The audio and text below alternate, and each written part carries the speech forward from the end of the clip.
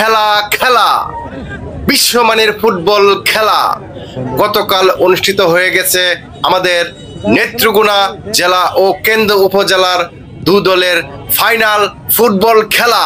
তো এই ফুটবল খেলায় প্রতিযোগিতায় কেন্দ্র উপজেলা ও নেত্রকোনা সদর এই দুই দল নেত্রকোনা খেলার মাঠে কালকে আপনারা মর্মান্তিক দুর্ঘটনা সরাসরি দেখছেন, সারা বিশ্ববাসী দেখছে। এই খেলা নিয়ে অনেকে আহত হয়েছে, কয়েকজন নিহত হয়েছে। বিশেষ করে এই খেলা কেন্দ্র করে আমাদের বাংলাদেশে বর্তমান কোনো সরকার নেই বিদায় আইন শৃঙ্খলা বাহিনী কঠোরভাবে যে কোনো কাজকর্ম তারা করতেছে না।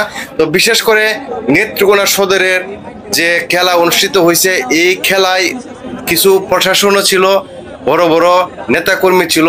তাদের থাকা সত্ত্বেও আপনারা জানেন প্রত্যেকটা খেলার মাঝেই প্রচুর পরিমাণে মানুষ এই খেলায় পাবলিক কেন্দ্র প্লেতে আহত করেছে, এটা তীব্র নিন্দা জানায়।